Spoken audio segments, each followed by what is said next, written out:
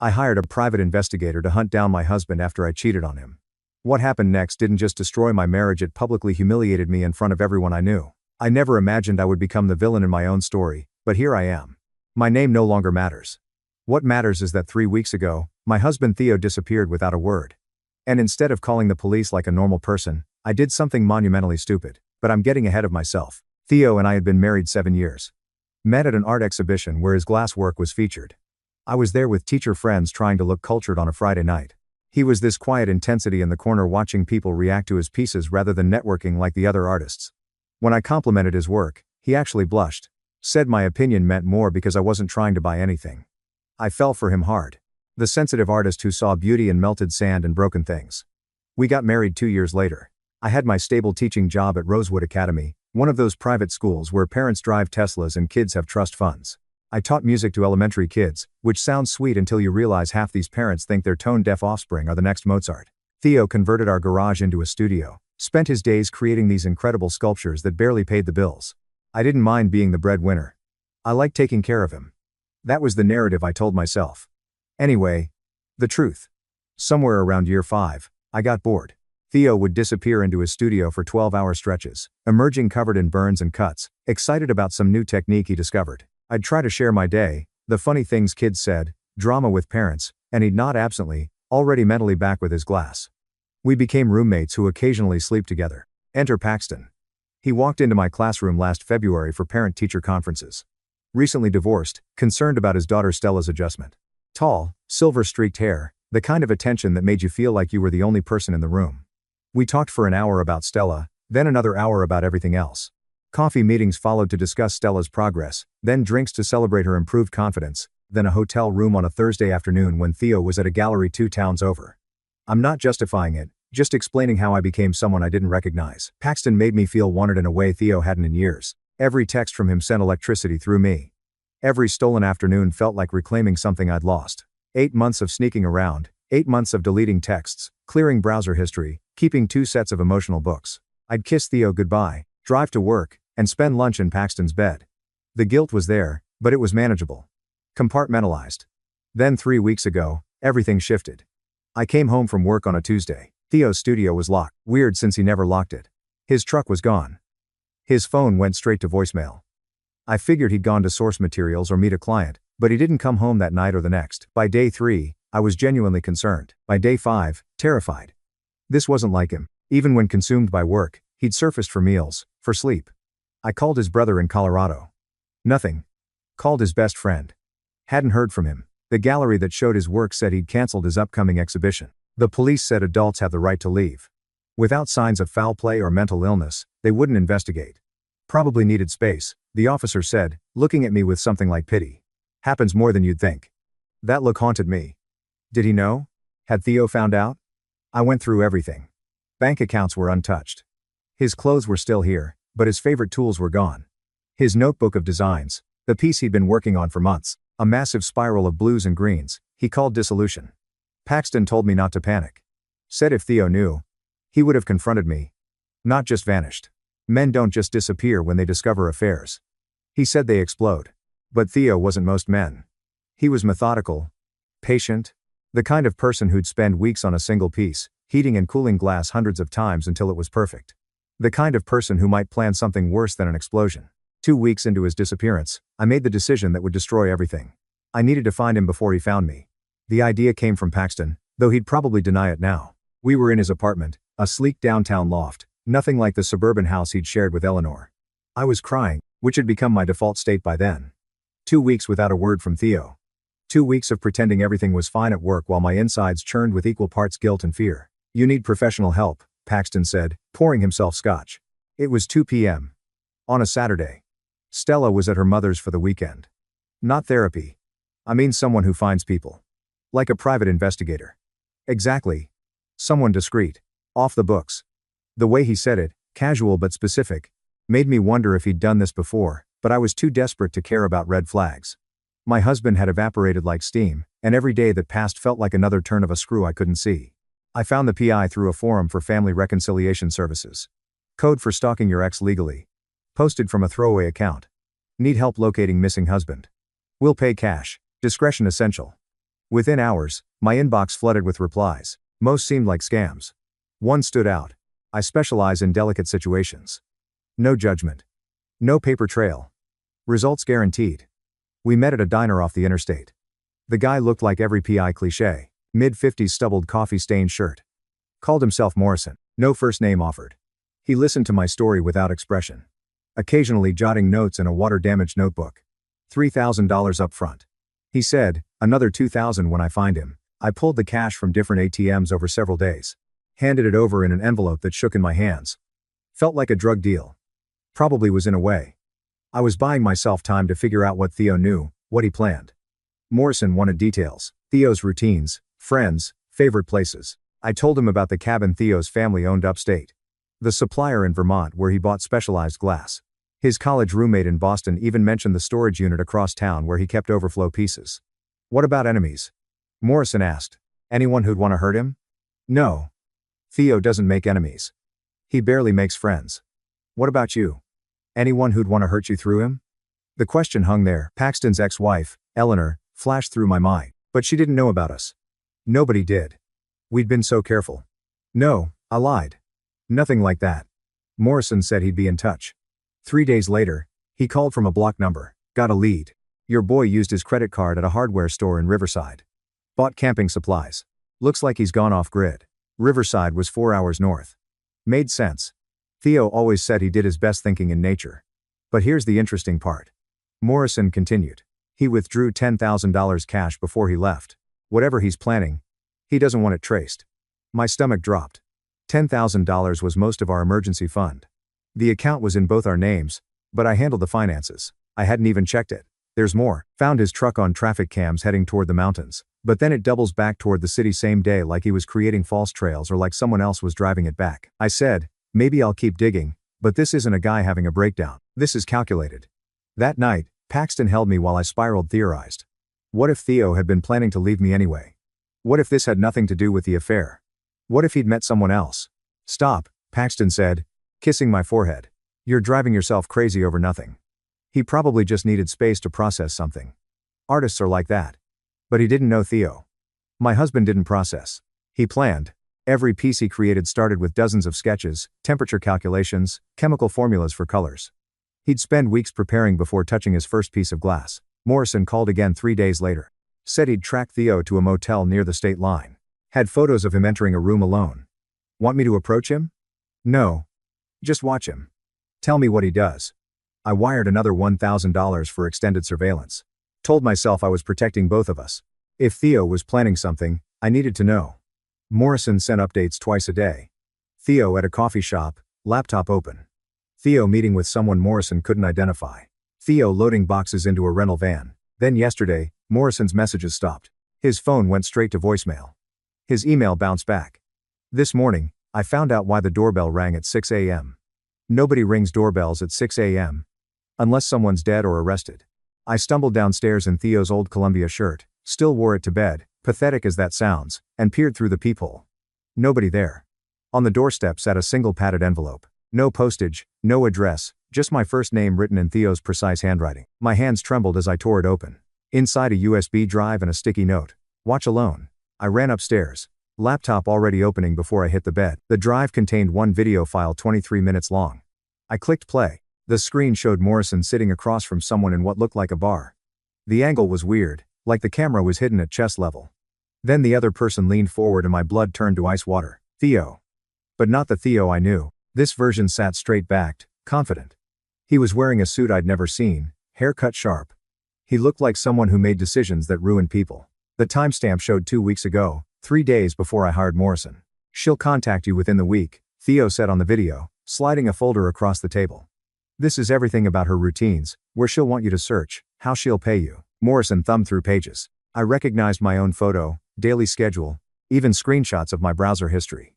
You want me to take her money and report back to you? Every word, every meeting, record, everything. This is entrapment. Buddy. No, it's documentation. She's looking for me because she needs to know what I know. And now I'll know exactly how desperate she is to find out. Morrison laughed. Actually laughed. Hell of a thing, catching your wife cheating. I'm not catching her. I caught her 4 months ago. 4 months when I thought I was being so clever. So careful. 4 months of him knowing while I played house. Shared iPad. Theo continued on video. She forgot to log out of her messages. Saw everything. The photos she sent him. The things they said about me. My stomach heaved. The photos. Christ. The photos. So why the elaborate setup? Morrison asked. Because she's not just a cheater. She's a planner. Strategic. She'll try to get ahead of this, control the narrative. But every move she makes thinking she's protecting herself will actually be evidence of consciousness of guilt. When someone hires a PI to find their missing spouse? What does that suggest? That they're worried or that they're establishing an alibi? Or a concerned wife so desperate to find her husband, she hired professional help. The video jumped to another timestamp. A week later, Morrison was showing Theo photos. Photos of me at the ATM pulling cash, me at our meeting in the diner, me leaving Paxton's apartment with my hair still messy. She's still seeing him, Morrison reported. Even while playing the worried wife. Perfect. Keep feeding her what she wants to hear. Tell her I'm acting strange, leaving false trails. Make her paranoid. Another jump. Morrison and Theo in what looked like Theo's rental van. Tomorrow you go dark, Theo said. Stop responding completely. She'll panic. What's the endgame here? Friday night, Rosewood Academy fundraising gala, her biggest professional night of the year. Board members, donors, parents, everyone who matters to her reputation. You're going to expose her there? I'm going to give her exactly what she's been looking for. The truth about where I've been and what I've been doing. The video cut to security footage from inside our house. Our bedroom. Theo installing something behind the dresser mirror. Another angle, him placing something inside the kitchen light fixture. Another him at his computer downloading files, organizing folders labeled with dates. The final scene was Theo speaking directly to the camera. Yesterday's date stamp. By the time you watch this, Morrison has given me everything I need. Your meetings, your payments, your instructions to track me down, all recorded, all documented. You hired a man to hunt me, never knowing I'd already caught him. And you? The gala is tomorrow night. Wear something nice. It'll be the last time those people see you as respectable. Oh, and check your closet. I left you something to wear. Consider it a parting gift. The video ended. I ran to our closet, shoved aside my dresses. There on Theo's empty side hung a single garment bag. Inside was a black dress I'd never seen before. The tag was still on. The brand name, Dissolution, the same name as his final glass piece. I wore the dress, call it defiance, denial, or just plain stupidity. But I zipped myself into Theo's gift and walked into that gala like I owned the place. If he wanted a show, he'd get one. Besides, what was he going to do? Stand up in a room full of Rosewood's elite and announce his wife was having an affair? He'd humiliate himself as much as me. The ballroom at the Meridian Hotel gleamed with everything money could buy. Ice sculptures, orchid centerpieces, champagne that cost more than most people's car payments. I smiled at parents, laughed at the principal's bad jokes, gave my prepared remarks about the music program's achievements. Normal, professional, untouchable. My mother sat at the donors table, pride radiating from her perfectly Botoxed face. She'd bought a table for her book club friends. My daughter, the teacher at Rosewood, she never stopped saying like it was her own accomplishment. Paxton wasn't there. We'd agreed it would be too suspicious. But Eleanor was. She'd volunteered for the auction committee because of course she had. She waved at me, friendly and oblivious. My stomach turned. I was midway through introducing the board president when the ballroom doors opened. Theo walked in like he'd been invited. That same sharp suit from the video. Same confident stride. But now Morrison flanked him carrying a laptop bag. Behind them, 2 more men I didn't recognize.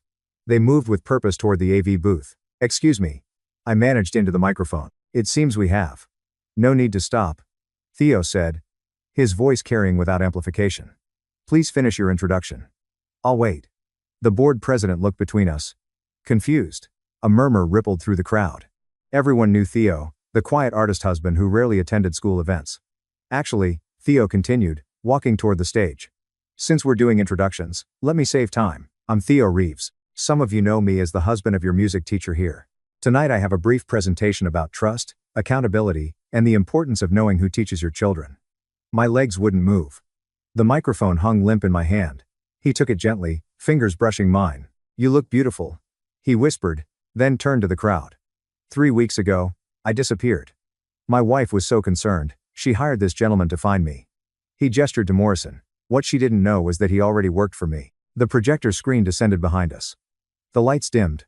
I've prepared a short presentation. Consider it educational. The first slide. My text to Paxton. Not explicit, but damning. Plans to meet. Complaints about Theo. Hearts and kiss emojis. The timestamp showed school hours. These are from your music teacher's phone. During school hours, while your children were in her care, parents shifted in their seats. Phones appeared, pointed at the screen. Next slide. Hotel receipts. My credit card statements highlighted. The Marriott charges match dates I'd claimed to be at teaching conferences. Continuing education is so important, Theo said. Though I'm not sure this is what the school board had in mind. Eleanor stood up, face draining of color. She was starting to piece it together. Audio began playing through the speakers. My voice talking to Morrison. I need to find him before anyone realizes what's been happening. Can you make sure he hasn't talked to anyone? I'll pay extra. Consciousness of guilt, Theo said. Legally speaking. The screen filled with security footage from the school parking lot. Me getting into Paxton's car, his hand on my thigh, a kiss that went on too long. Parent-teacher conference, Theo narrated. Very thorough. Someone gasped. The board president stood up. My mother's hand covered her mouth. But here's my favorite part. Theo said. The screen showed an email I'd sent to Paxton. Subject line, last night was incredible. The body of the email was blurred, but the subject was enough. The timestamp is interesting, Theo noted. Sent during 5th grade music class while teaching Ode to Joy. Apparently, the principal was walking toward the stage now, face grim. Parents were standing talking. Some already heading for exits. Eleanor was on her phone tear streaming.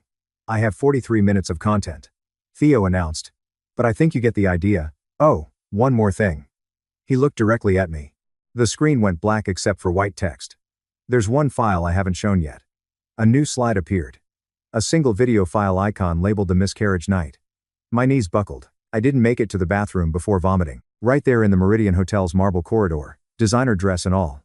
Security tried to help me up, but I couldn't stand. My phone was exploding. Calls, texts, notifications. The board president's assistant handed me tissues while actively avoiding eye contact. The board will convene Monday, she said. Don't come to campus until then. Through the ballroom doors, I could hear Theo still talking. Calm, measured, destroying me with the patience of someone who'd rehearsed every word. My phone buzzed. Paxton, what the fuck did you do? Then another. Eleanor knows everything. She's taking Stella and going to her sister's. Another. I'm calling my lawyer. Delete my number. We never happened. The coward. The absolute coward. 3 minutes of public exposure and he folded like wet paper. I stumbled to my car, hands shaking too hard to unlock it.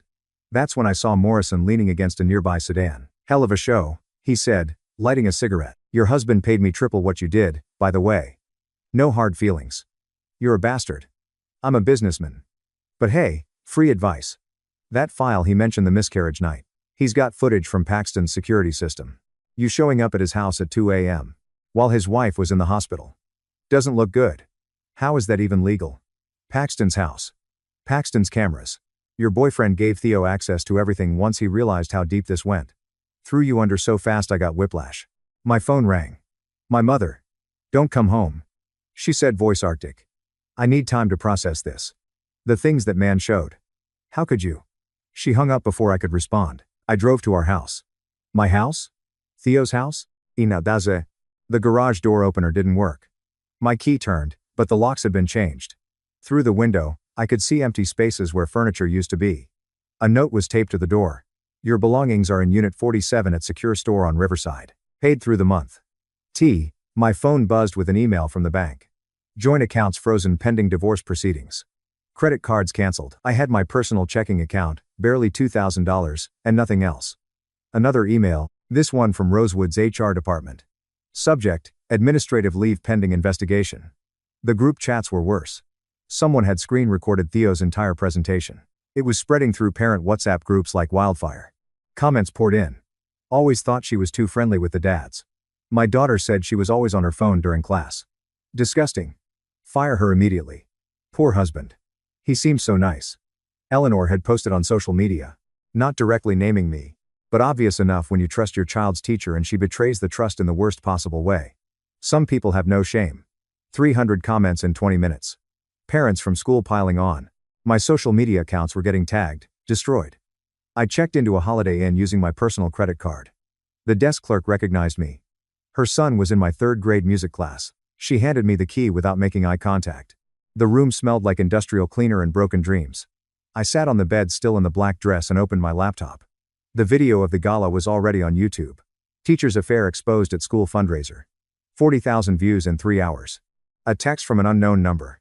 This is Eleanor. I know about the night I lost the baby. I know you were with him while I was bleeding in a hospital bed. You're lucky I don't come find you myself. Another unknown number saw the video. You taught my daughter piano. We want our money back. Another, maybe find a new town. Just a suggestion. At midnight, an email from Theo's lawyer arrived. Divorce papers attached. The terms were simple. Sign immediately. Walk away with nothing, or that final video goes public. I read through the agreement. He documented everything. My affair wasn't just infidelity. It was abandonment of marital duties, financial deception, those hotel charges, and breach of fiduciary trust, using marital funds for affair expenses. He wanted everything. The house inherited from his grandmother, never truly mine. The investments grown from his glass sales, legally his. Even my grandmother's ring, a family heirloom he'd kept in the safe. The only thing he couldn't touch was my teacher's pension. Small mercy. At the bottom of the agreement, a handwritten note signed by Monday where the complete files go to Channel 7 News. They're very interested. I poured a glass of hotel wine and opened the envelope I've been avoiding. Inside was a USB labeled "Watch Alone." The video opened on Theo's face, lit by computer screen glow. He was in his studio. I recognized the tools hanging behind him, the half-finished pieces on shelves. This was recent, maybe even recorded today. "Hello, Melody," he said, my real name, the one I'd asked him not to use at the gala, keeping that last shred of anonymity. "If you're watching this, you've seen the papers. You know the terms. This is the rest." He leaned back and I saw exhaustion in his eyes for the first time. 4 months ago, I found your messages on the iPad. The photos, the videos, the things you said about me to him. How I was boring, obsessed with dead art, a financial weight you carried. That one hurt considering I never asked you to support me. I was building something slowly, yes, but building. He picked up a piece of glass, turned it in the light. I could have confronted you then, screamed, thrown things, demanded answers, but that's not who I am. You know that. It's why you thought you could do this. Because quiet men don't fight back, right? The screen shifted to security footage from Paxton's house. Night vision. Grainy, but clear enough. Me walking up his driveway at 2:17 a.m. The date stamp showed 3 months ago. Eleanor's miscarriage night. His ex-wife from his first marriage reached out to me last month. Theo continued in voiceover. Found me through my website. Wanted to warn me that Paxton had a pattern. 3 schools, 3 teachers, 3 destroyed marriages. You weren't special, Melody. You were just next. The footage showed me at Paxton's door. Him answering in boxers and nothing else. The embrace that followed. All while his wife was losing their child across town. I won't release this, not because I care about protecting you, but because Eleanor's been through enough. She doesn't need to see this. But you do. You need to know what you are. The scene changed.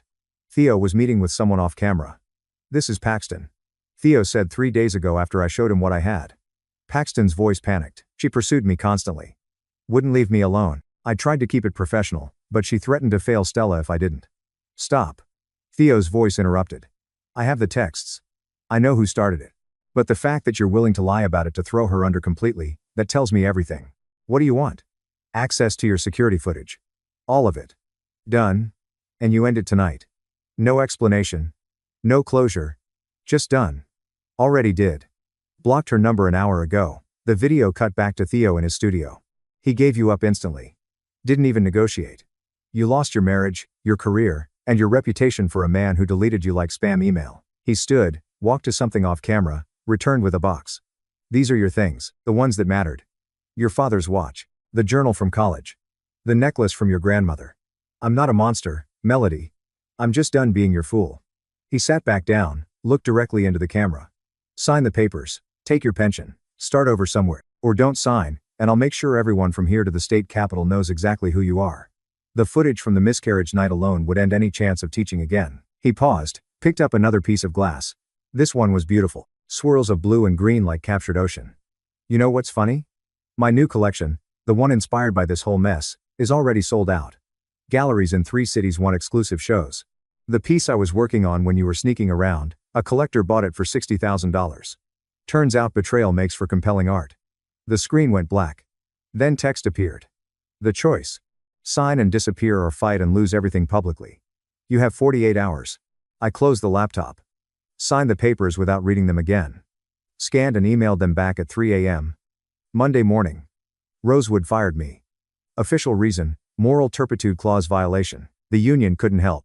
The evidence was too damaging. I teach piano now from a studio apartment 2 states away. Cash only. No social media. Parents Google me occasionally. Find the videos. Pull their kids from lessons. Last week, I saw an art magazine at the grocery store. Theo on the cover, his glass pieces photographed like jewels. The headline, From Ashes to Art, How Personal Tragedy Fueled a Creative Revolution. Inside, a full spread of his new work, each piece named after a stage of grief. Beautiful, devastating, the largest piece centered in the gallery was called Liberation. It was the exact blue-green of the dress he made me wear. Thank you so much for watching until the end. If you really like our videos, please don't forget to like, share, and subscribe. Have a great day.